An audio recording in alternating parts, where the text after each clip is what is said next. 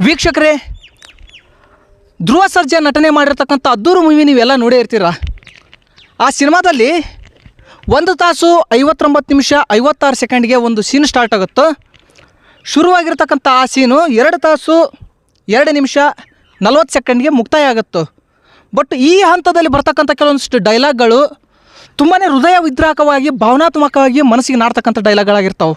ನೊಂದ್ಕೊಂಡು ಬಿಟ್ಟು ಧ್ರುವ ಸರ್ಜಾ ಹೇಳ್ತಕ್ಕಂಥ ಆ ಡೈಲಾಗ್ಗಳು ಇಡೀ ಚಿತ್ರದ ಒಂದು ಚಿತ್ರಣವನ್ನೇ ಎಮೋಷ್ನಲಿ ತೊಗೊಂಡು ಹೋಗ್ತಕ್ಕಂಥ ಡೈಲಾಗ್ಗಳಾಗಿರ್ತಾವೆ. ಸೊ ಧ್ರುವ ಸರ್ಜಾ ಅವರು ಕುಳಿತಿರ್ತಕ್ಕಂಥದ್ದು ಅದೇ ಜಾಗ, ರಾಧಿಕಾ ಪಂಡಿತ್ ಅವರು ಕುಳಿತಿರ್ತಕ್ಕಂಥದ್ದು ಅವ್ರ ಪಕ್ಕದ ಜಾಗನೇ.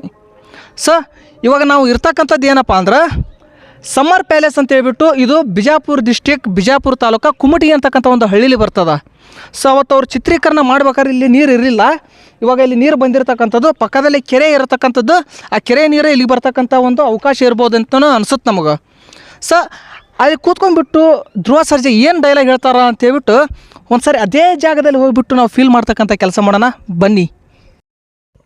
ವೀಕ್ಷಕರೇ, ಏನು ನಾ ಕೂತಿದ್ನಲ್ಲ ಇದೇ ಜಾಗದಲ್ಲಿ ಧ್ರುವ ಸರ್ಜಾ ಅವ್ರು ಕೂತ್ಕೊಂಡಿರ್ತಕ್ಕಂಥದ್ದು, ಇಲ್ಲಿ ರಾಧಿಕಾ ಪಂಡಿತ್ ಅವ್ರು ಕೂತ್ಕೊಂಡಿರ್ತಕ್ಕಂಥದ್ದು. ಅಲ್ಲಿ ಕೂತ್ಕೊಂಡಿರ್ತಕ್ಕಂಥ ರಾಧಿಕಾ ಪಂಡಿತ್ಗೆ ಇಲ್ಲಿ ಕೂತಿರ್ತಕ್ಕಂಥ ಧ್ರುವ ಸರ್ಜಾ ಹೇಳ್ತಾರೆ, ಇವತ್ತಿಗೆ ನೀವು ನೋಡ್ಬೇಕು ಅನ್ಕೊಂಡಿರ್ತಕ್ಕಂಥ ಎಲ್ಲ ಪ್ಲೇಸ್ ಮುಗೀತು, ಇದೇ ಕೊನೆ ಪ್ಲೇಸ್ ಅಲ್ವಾ. ಒಂದೊಂದು ಜಾಗ ನೋಡಿದರೆ ತುಂಬಾ ಖುಷಿ ಕೊಡುತ್ತೆ, ಒಂದು ಜಾಗ ದುಃಖ ಕೊಡುತ್ತೆ. ಆದರೆ ಈ ಜಾಗ ಆ ಕಡೆನೂ ಇಲ್ಲ ಈ ಕಡೆನೂ ಇಲ್ಲ, ಏನೂ ಹೇಳೋಕ್ಕಾಗ್ತಾಯಿಲ್ಲ. ನಿನಗೇನಮ್ಮ ಒಳ್ಳೆ ಗಂಡ, ಹೋದ ತಕ್ಷಣ ಮದುವೆ, ನಂದೇನು ಅದೇ ಹಳೆ ಫ್ರೆಂಡ್ಸು, ಹಳೆ ಅಡ್ಡ, ಈ ಥರ ಕೆಲವೊಂದಿಷ್ಟು ಡೈಲಾಗ್ಗಳನ್ನು ಎಮೋಷ್ನಲಿ ಭಾವನಾತ್ಮಕವಾಗಿ ಹೇಳಿರ್ತಕ್ಕಂಥ ಧ್ರುವ ಸರ್ಜಾ ಅವರು ತುಂಬಾ ನೋಡುಗರನ್ನು ಹೃದಯ ವಿದ್ರಾಕವಾಗಿ ಅಳುವಂತೆ ಮಾಡ್ತಾರೆ. ಸೊ ಅಂಥ ಒಂದು ಸೀನನ್ನು ಇಲ್ಲೇ ಶೂಟ್ ಮಾಡಿರ್ತಕ್ಕಂಥದ್ದು.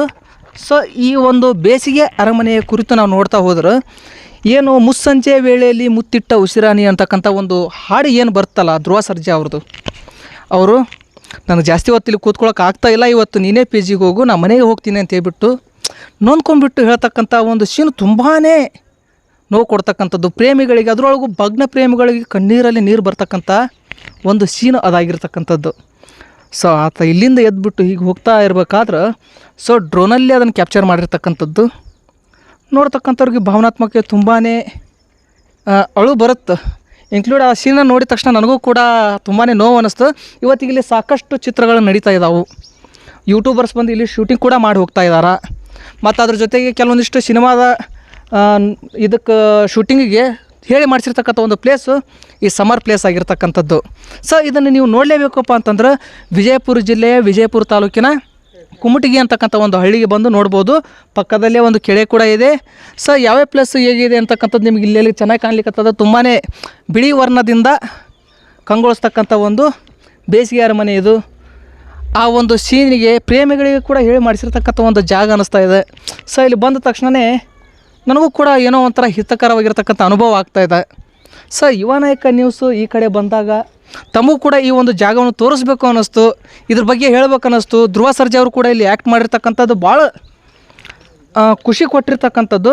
ಸೊ ಈ ಒಂದು ಜಾಗ ಇಷ್ಟೊಂದು ಹಿಟ್ ಆಗಲಿಕ್ಕೆ ಕಾರಣ ಕೂಡ ಆ ಮೂವಿ ಒಂದು ಹೇಳ್ಬೋದು ಅಂತ ಹೇಳ್ಬೋದು. ಸೊ ನೀವು ಬನ್ನಿ, ಈ ಒಂದು ಜಾಗವನ್ನು ನೋಡಿ, ಪ್ರೇಮಿಗಳಿಗಂತೂ ಹೇಳಿ ಮಾಡಿಸಿರ್ತಕ್ಕಂಥ ಜಾಗ ಅನಿಸುತ್ತೆ. ತುಂಬಾ ಮೈ ನವಿರೇಳಿಸ್ತಕ್ಕಂಥ ನಯನ ಮನೋಹರವಾಗಿರ್ತಕ್ಕಂಥ ಒಂದು ಜಾಗ. ಇಂಥ ಒಂದು ವಿಶೇಷವಾಗಿರ್ತಕ್ಕಂಥ ಸ್ಥಳಗಳನ್ನು ತೋರಿಸ್ತಕ್ಕಂಥ ಒಂದು ಪ್ರಯತ್ನ ಮಾಡ್ತಾ ಇರ್ತೀವಿ. ಅಲ್ಲಿವರೆಗೂ ನೋಡ್ತಾ ಇರಿ ಯುವ ನಾಯಕ ನ್ಯೂಸ್.